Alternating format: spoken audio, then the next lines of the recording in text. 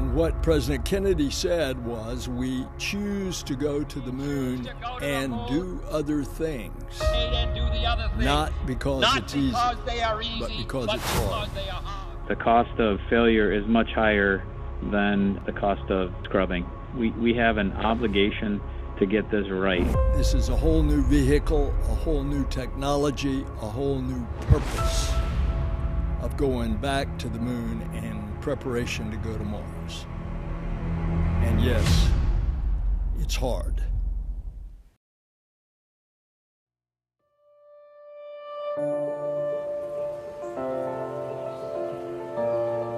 What an exciting day at the Kennedy Space Center. You can see the Orion spaceship coming out of the ONC building where we've been assembling it for several years. As big a step as this is for us today in rolling out and starting the journey of Artemis I to the moon and beyond, we're really excited for this test program to get this vehicle flowing and to begin the next steps, which are to send humans back to the moon. The twin sister of Apollo, Artemis is the name given to the program that will return humanity to the moon. And named after one of the largest constellations in the sky, Orion is the spacecraft destined to get us there. Through Artemis missions, NASA will land the first woman and the first person of color on the lunar surface. And these missions will allow us to explore more of the moon than ever before, paving the way for long-term presence in lunar orbit. But before Orion can travel to our nearest celestial body, it must first make a few pit stops along the way to fuel up and get ready for flight. As we leave here today, we're going to go to a facility that'll fuel the spacecraft with the rocket fuels and propellants it needs. We'll put a launch abort system on. We'll send it out to be stacked in the rocket and launched. Orion's journey to the moon began on the Bayou. NASA's Michoud Assembly Facility in New Orleans is where technicians with Lockheed Martin began welding the pieces of the spacecraft's underlying aluminum structure together. 1 year later, it arrived in Florida, taking up semi-permanent residence inside the Neil Armstrong Operations and Checkout Building at NASA's Kennedy Space Center.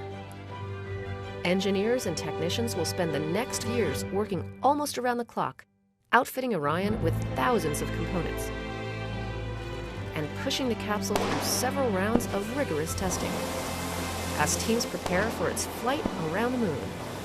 The first step, though, is the crew module's arrival. When it gets here, we put it into a fixture called the bird cage tool, and we use that fixture to position and attach all of the mechanically attached primary and secondary structure for the crew module. Part of that includes the heat shield, which protects the crew module as it blazes through Earth's atmosphere at astonishing speed as it returns home. Technicians with Lockheed bond those thermal protection system products onto the heat shield right here in the ONC. And they do the same for the crew module's forward bay cover. This covers the forward bay of the crew module such that once we come back into the atmosphere, this gets jettisoned and all of the landing system, i.e. parachutes, get deployed and slow the crew module down so that when it touches down in the ocean, it's only going a few miles an hour. With the primary and secondary structures all attached, the crew module is tested to see how everything holds up.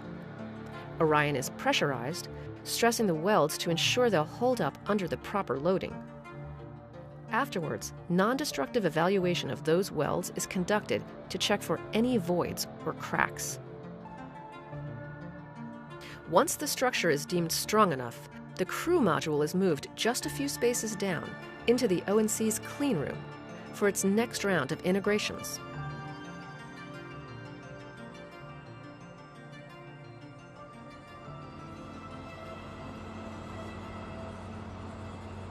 The crew module is on the move again to the crew module integration station. There, all of the electrical systems, including wire harnesses and avionics boxes, that control the crew module's guidance, navigation, communications, and its power subsystems are integrated. The crew module isn't the only thing that makes up the Orion spacecraft. Teams also worked closely with the European Space Agency to build the service module, the element that will power Orion on its journey around the moon. And when we have a full service module and a full crew module, then we stack the two together and we have what's called the crew service module for Artemis I. Under the Artemis program, NASA plans to not only return to the moon, but to use that as a stepping stone to go farther than any human has ever gone before, Mars. To get there, it's truly a cross-country and international effort among thousands of individuals. You know, it really is a testament to the workforce. If you think about what we've been through over the years that they've been putting this together, and particularly think about the environment that this team was dealing with. We're dealing with COVID, and we're asking these folks to come into work every day and finish the spacecraft so we can keep this mission going. And we're excited. And really, this is only the start of Orion's path to the pad. It's a little hard to put into words when you think about the fact that we are in the first flow of what will be our nation's deep space exploration program. It hits you in the heart, and it really speaks to why we all are doing what we're doing. I never thought as a little kid growing up I'd be part of something like this today. Now as a dad of two young girls, to be able to tell them what I do and to be able to have them someday watch the first woman stand on the moon is pretty amazing to me personally.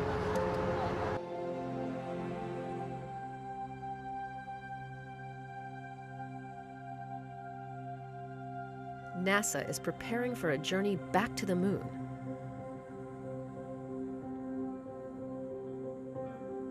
To get there, we need tons of rocket power coming from our Space Launch System.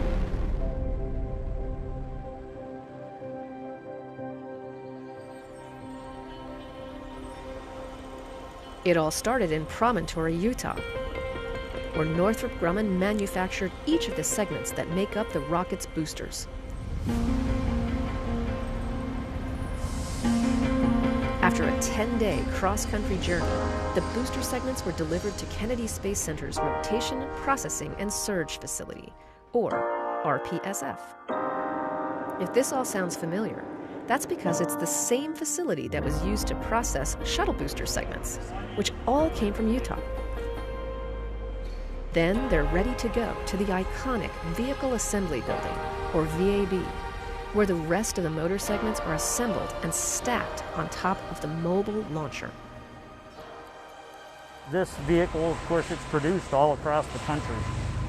Components all come here. They may be built around the country, but they all come together right here in the Vehicle Assembly Building. Our SLS rocket will generate 8.8 million pounds of thrust to break through Earth's gravitational pull. That's more power than the Space Shuttle and the Saturn V rocket used.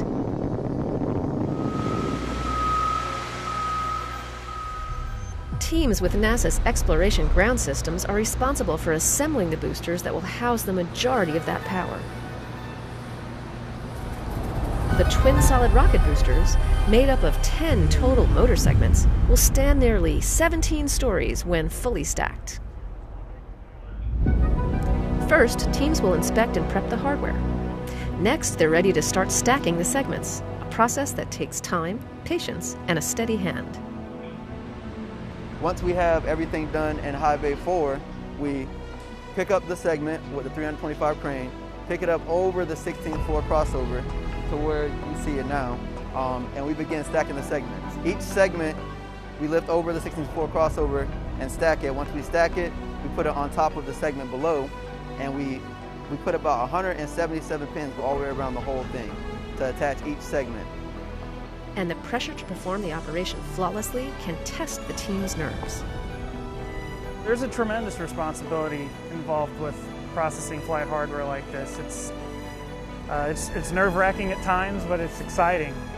There's zero appetite for risk in a program like this. With all 10 booster segments now fully stacked on the mobile launcher, there's just one final piece of the puzzle to round out the power needed to get SLS off the ground and send it to space. Core stage. After a 900-mile journey aboard NASA's Pegasus barge, the SLS core stage, the largest rocket stage NASA has ever built, has made it to Kennedy Space Center.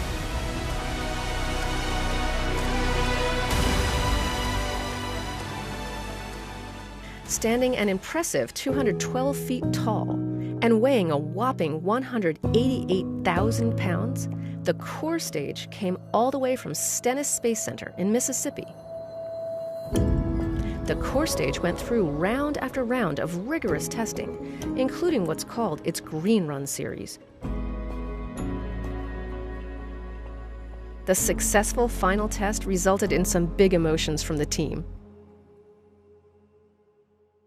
With over 700,000 gallons of propellant flowing through the core stage, its RS-25 engines firing for 8 minutes straight,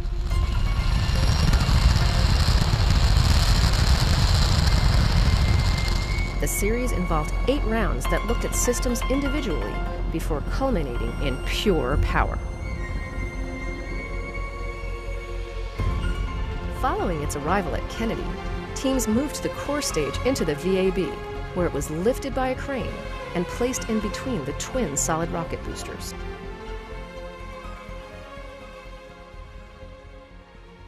Essentially, we have these 2 massive cranes that are located inside of the VAB, where we go ahead and we pick 2 points at the end of the core stage, one on the back portion of it and on the front portion of it.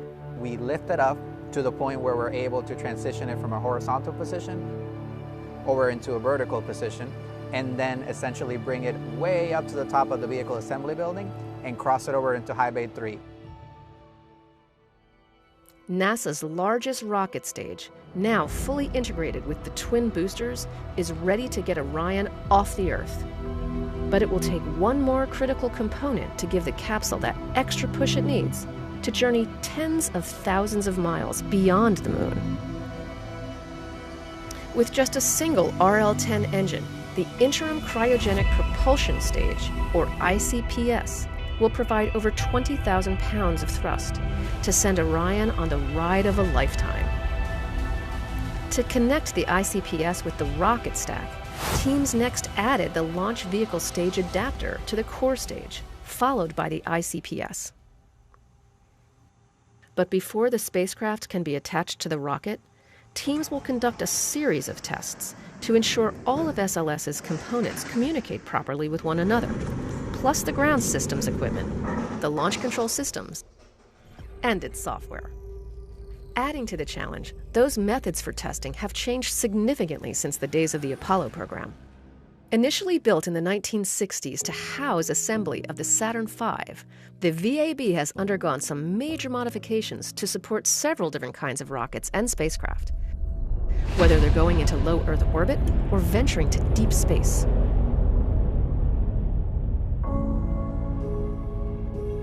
At this point, the stack is nearly complete.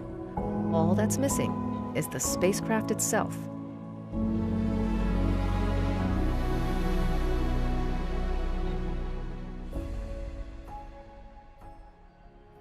With fueling of Orion's crew and service modules complete, the spacecraft moves from the MPPF into the Launch Abort System facility.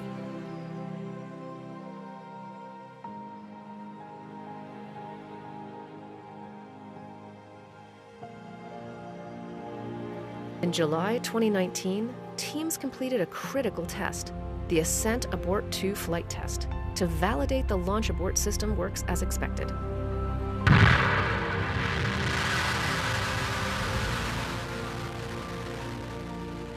After reaching an altitude of about 6 miles, where the test spacecraft experienced high-stress conditions expected during launch, the abort sequence triggered. Within milliseconds, the abort motor fired to pull the crew module away to safety. Its attitude control motor flipped the capsule into the proper orientation, and the jettison motor fired to release the crew module for a splashdown in the Atlantic Ocean. Fully integrated with its launch abort system, the Orion spacecraft slowly makes its way to the VAB in the overnight hours. Upon its arrival, teams carefully lift and lower it onto the Orion stage adapter. With this operation, stacking is complete. As soon as we roll out of the vehicle assembly building, High Bay 3, and the world gets a chance to see this rocket, I think it is going to be shocking.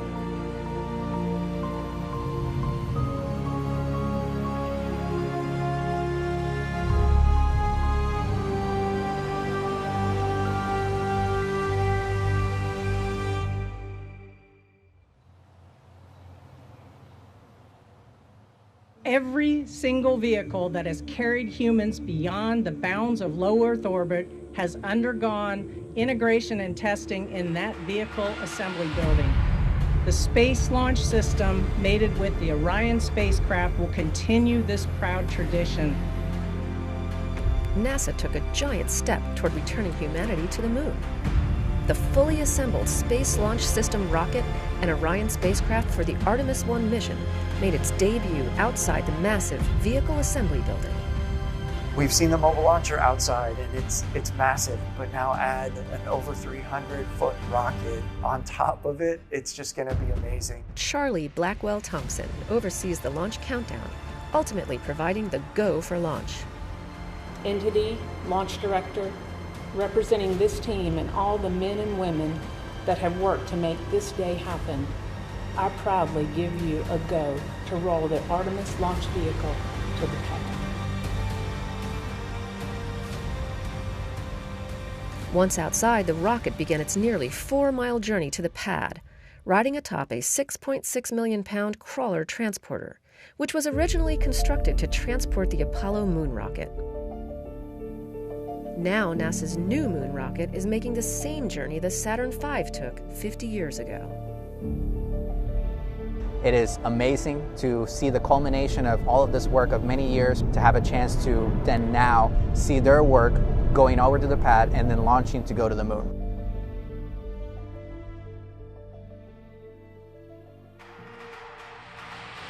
The rocket is rolling to historic Launch Complex 39B, its launch pad used for both Apollo and shuttle launches, sending hundreds of astronauts to space throughout the decades, and now on tap to send hundreds more as we return to the moon and venture beyond to Mars. But for this mission, there will be no astronauts on board.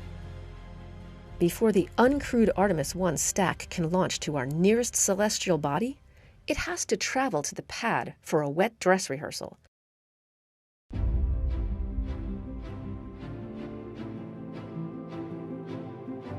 Wet dress rehearsal is essentially launch without a launch. So wet dress is really our opportunity to find any issues or adjustments that we need to make in our launch countdown. For Artemis I, the wet dress rehearsal is the final and most critical test before the rocket can return to the launch pad for liftoff to the moon. During the countdown, over 730,000 gallons of supercooled liquid propellants will be loaded into the rocket as part of the nearly 2-day launch countdown.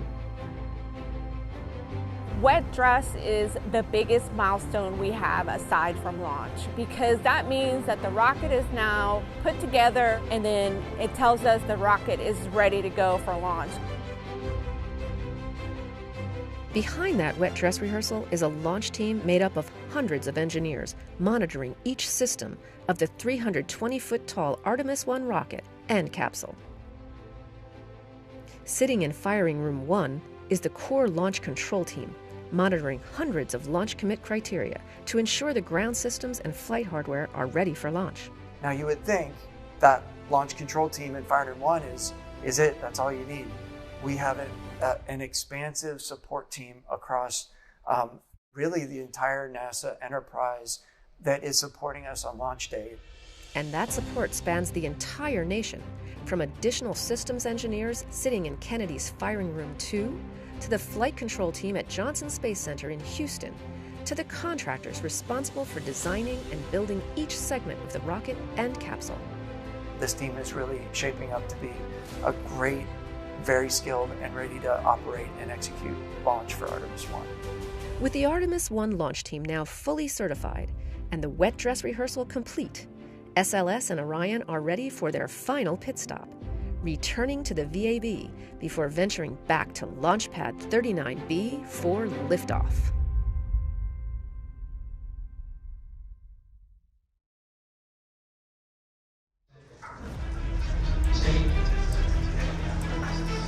The countdown to T-0 starts approximately 2 days before launch.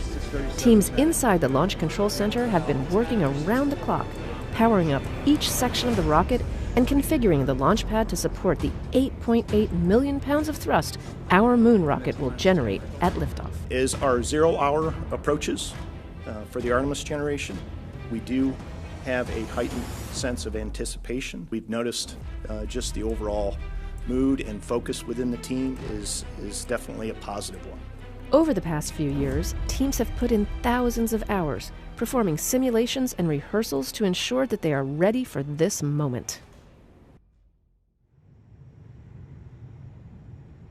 Today, we make history. With the launch of the most powerful rocket the world has ever seen, we are taking the first step in humanity's return to the moon. I can tell you there's an energy and there's an excitement around the Kennedy Space Center, I would say, across the agency and all around the Space Coast as we get closer and closer to this launch. This mission will validate that the rocket and capsule do perform as expected before future Artemis missions send astronauts to the lunar surface. We have worked really hard to get here. The team has done an absolutely outstanding job. We're up to the challenge, and I'm really looking forward to a successful test flight. You are looking at the world's most powerful rocket and Orion spacecraft live on Launch Pad 39B. Artemis I embodies the hard work of thousands across the world, determined to explore for the benefit of all. Welcome, and thank you for joining us live at Kennedy Space Center, where the energy here is palpable as we attempt to make history today. I'm Megan Cruz, and this is NASA astronaut Kayla Barron. Kayla, great to have you here again. It's so awesome to be here tonight. When I first walked up and saw the view from the desk here, I was just blown away. Now, with all systems configured correctly, the launch director gives the final go for liftoff. On behalf of all the men and women across our great nation who have worked to bring this hardware together to make this day possible, and for the Artemis generation, this is for you.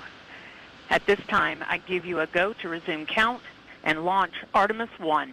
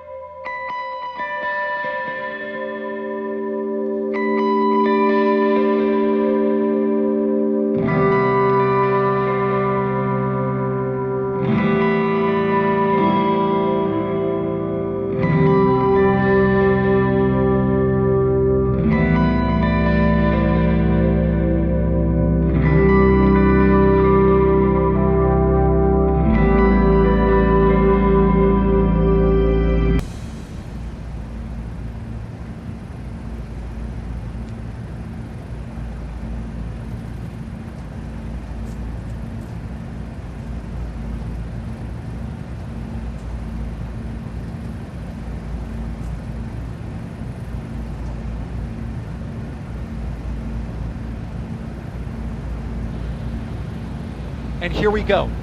10. Hydrogen burn-off igniters initiated. 7, 6, 5. 4-stage engine start. 3, 2, 1. And liftoff of Artemis I. We rise together back to the moon and beyond.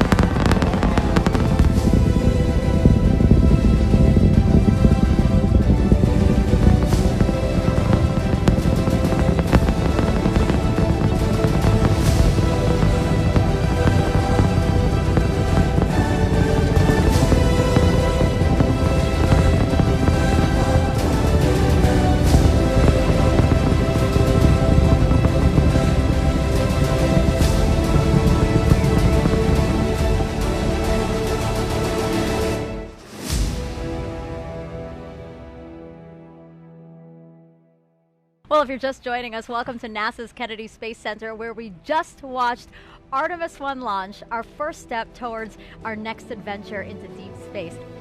It was incredible. It took my breath away and I was tearing up. What an amazing accomplishment for this team.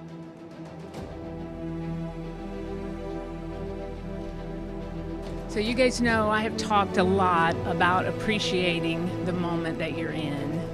And we have worked hard as a team. You guys have worked hard as a team for this moment. This is your moment.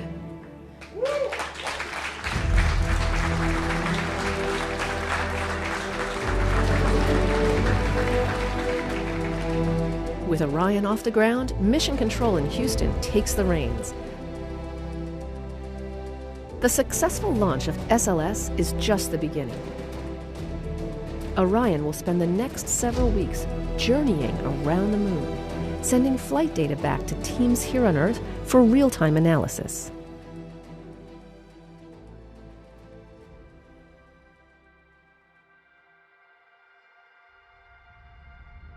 During its mission, Orion reached speeds traveling about 30 times as fast as the speed of sound.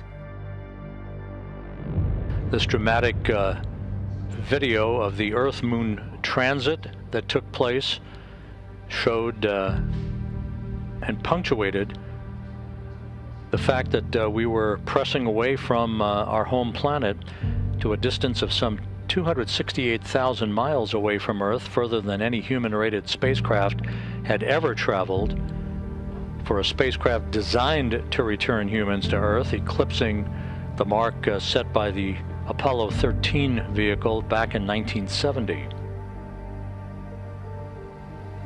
After several weeks of flight, it was time for Orion to return home. A half-century later, NASA's newest moon explorer, the Orion spacecraft, is barreling its way back home after circumnavigating the moon and beyond in an elliptical distant retrograde orbit.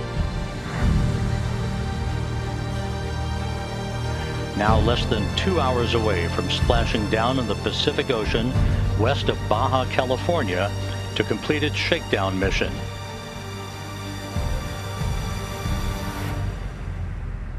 Like the Apollo missions of the past, Orion will have to endure incredibly high temperatures during re-entry of Earth's atmosphere. A journey that began with the power of the launch of the Space Launch System 25.5 days ago, about to reach its final minutes in the searing heat of re-entry, where temperatures around Orion will build up to 5,000 degrees Fahrenheit. While re-entering Earth's atmosphere, the spacecraft slowed to about 300 miles per hour. As it continued its descent, Orion's parachute system, containing 11 total parachutes, deployed once it reached approximately 9,000 feet and a speed of about 130 miles per hour. And there it is, high over the Pacific, America's new ticket to ride to the moon and beyond now in view. Orion under its chutes descending towards splashdown. These parachutes help slow the crew module to a much more manageable speed, roughly 20 miles per hour, for a water landing off the coast of California. Splashdown. From Tranquility Base to Taurus Littrow to the tranquil waters of the Pacific, the latest chapter of NASA's journey to the moon comes to a close. Orion, back on Earth.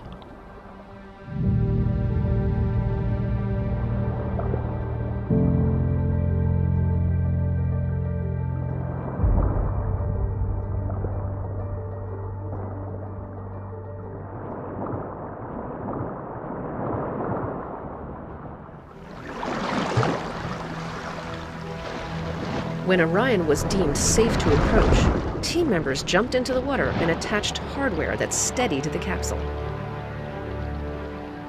What we do at NASA really is all about collaborations, and the collaborations that we've had with the Department of Defense in particular over the past years, their hard work and their dedication as they went through a great deal of planning, hardware development and processes, and a lot of practicing to get to this point. And that team made of a combination of NASA and Department of Defense personnel, has put in years of work to make sure that they were ready. It's just been a long time coming. We've been working this mission for a while, and we've done a ton of training. And every time you do training with a mock-up capsule, you don't have any of that. You don't have parachutes. You don't, hear it coming back to the atmosphere, the sonic booms and all of that kind of stuff. And today that actually happened. It's just amazing.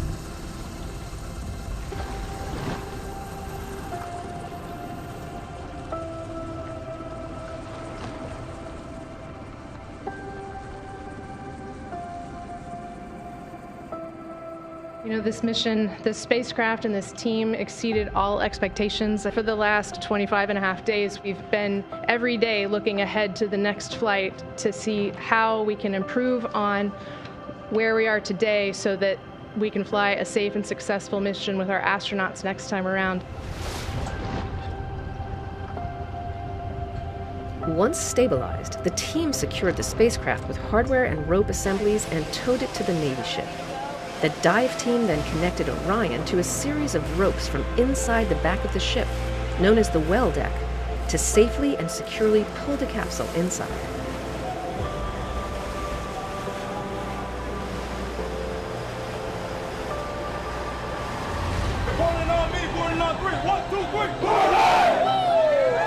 With Orion safely secured inside the ship, teams made their way to Naval Base San Diego, where the capsule was offloaded and prepped for its cross-country trip back to its home base, Kennedy Space Center. This is really the start of a campaign of several missions to get humans back to the moon and beyond to Mars. So there's still a lot to be done, and this is just the beginning. Kennedy just stunned everybody with the Apollo generation. I believe that this nation should commit itself to achieving the goal before this decade is out, and said that we were going to achieve what we thought was impossible. Of landing a man on the moon and returning him safely to the Earth. Many things have happened since, but we knew we were going back. This is the program of going back to the moon to learn, to live, to invent, to create in order to explore beyond. So it's a new day. A new day has dawned, and Artemis generation is taking us there.